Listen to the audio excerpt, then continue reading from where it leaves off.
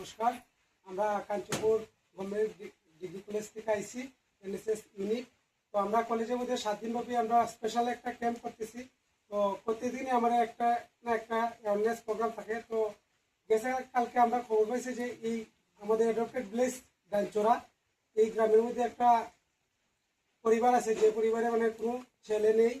ওনারা বৃদ্ধ মহিলা এবং পুরুষ ওনারা আছেন। তো যিনি পুরুষ আছেন উনি মানে প্যারালাইসিস অবস্থায় বিছনা শয্যাশায়ী আছেন।